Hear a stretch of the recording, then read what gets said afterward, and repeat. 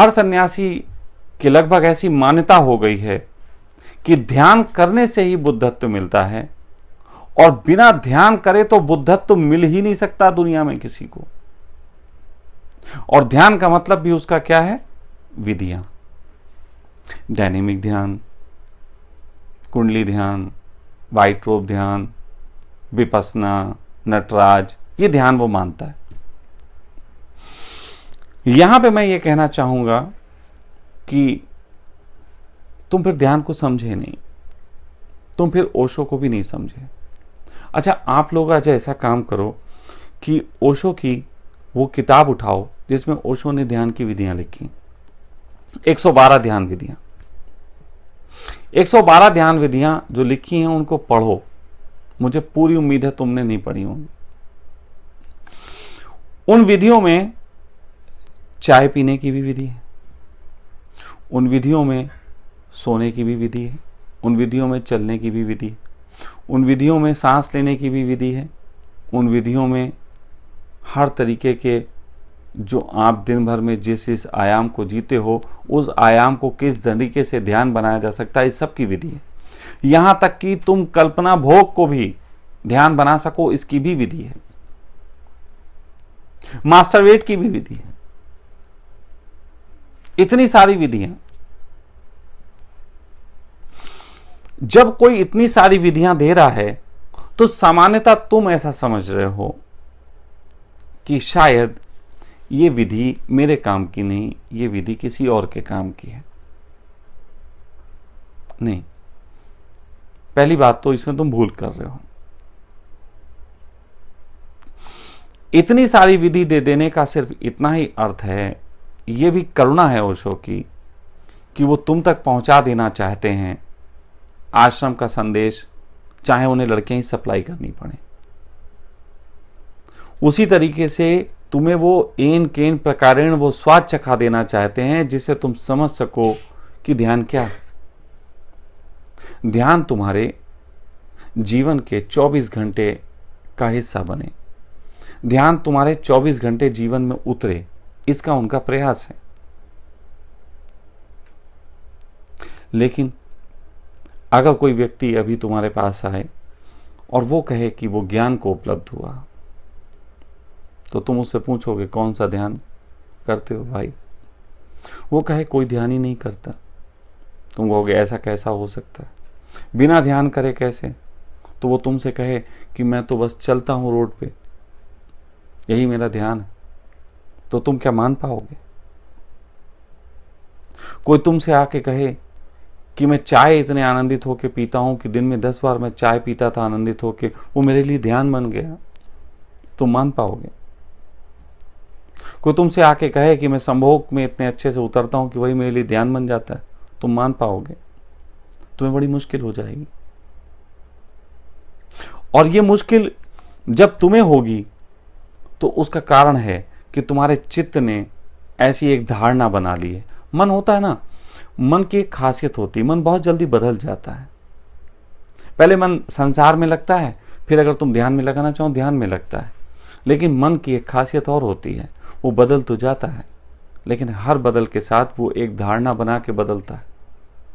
और वो जो धारणा होती है, वो धारणा तुम्हें फिर से मन की तरफ ही, मन की गुलामी की तरफ ही लेके जाती। तो ध्यान के संबंध में भी धारणा। मैं शुरू में हिंदू परिवार में जन्मा, मैं दुर्गा माता को मानता था। कभी हनुमान जी का कीर्तन सुन लिया, मुझे बड़ा फक्र होता था। फिर थोड़ी समझदारी बड़ी, लगा ये बेवकूफ़ी है, संदेह उठे। तो उसके बाद आगे बढ़ के फिर मैं जब डायनेमिक और कुंडली किया, मैंने कहा वाह ये है कोई चीज़। फिर डायनेमिक कुंडली आगे किया तो देखा ये भी मन की आदतें हैं। फिर डायनेमिक कुंडली नहीं किया तो गालियाँ खाई, बोले शिविर में आया डायनेमिक कुंडली करते ही नहीं। तो ये जो इस तरीके की चीज़ें हैं वो मन की धारणा बन जाती। लेकिन ऐसे करते करते एक दिन सर्कल पूरा हुआ और सत्यनारायण की कथा में कुछ लोग एक कीर्तन पे झूम रहे थे। मैंने उनको देखा और प्रणाम किए। मुझे उन सब में मैं ही नाचता नजर आया। मुझे कोई संदेह ही नहीं लगा, क्योंकि मुझे हर जगह दिख रहा था। ये बात अलग है, जब मैं वहां था तो मुझे दिख रहा था कि मैं बहुत कुछ होऊंगा, लेकिन वहां संदेह भी पैदा हो रहे थे।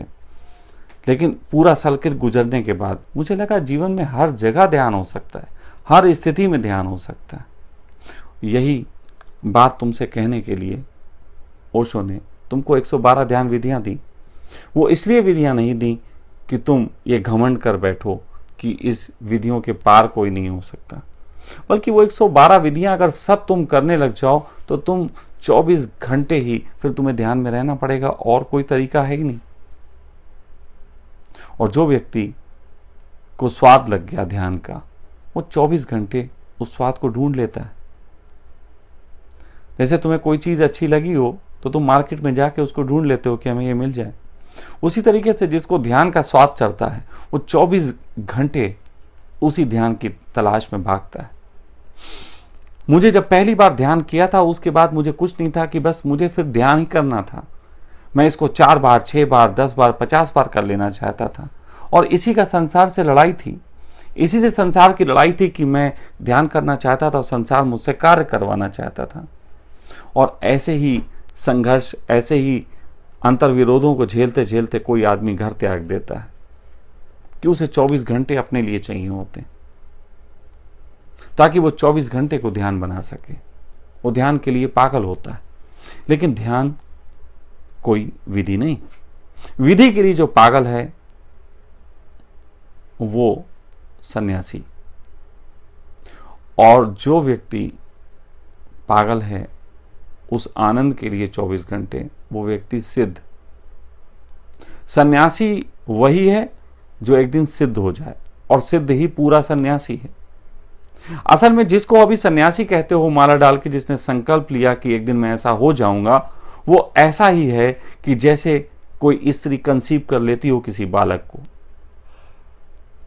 लेकिन अभी वो बहुत छोटा सा भ्रूण है। अभी इसे बहुत कुछ देना पड़ेगा और एक दिन बड़ा होके ये बाहर आएगा जगत में। उसी तरीके से सन्यासी, जिस दिन तुम माला डालते हो, मैं कह सकता हूं कि तुमने परमात्मा के एक अंश को, एक छोटे से अंश को कंसीव किया।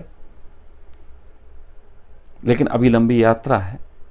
जब तक तुम इसको डिलीवर नहीं कर देते, और इसका टाइम लिमिट नहीं है कि 9 महीने में डिलीवरी हो, ये पूरी जिंदगी बीत जाती, कुछ लोग डिलीवरी नहीं कर पाते।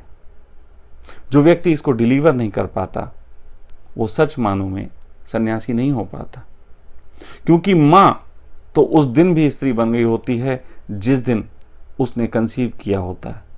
लेकिन असल में कोई मां तभी मां कहलाती है जब वो उस बच्चे को संसार में लेके आती है। तो तुम सन्यासी सही अर्थों में उस दिन होते हो जिस दिन तुम्हारा आनंद तुम्हारे चारों तरफ फैलता है, तुम्हारे आंगन में घुटनों घुटनों चलता है, तुम्हारे आंगन में अटखेलियां करता है, तुम्हारे आंगन में खिलखिलाता है, हंसता है, रोता है, गाता है। उस दिन तुम वास्तव में सन्यासी हुए।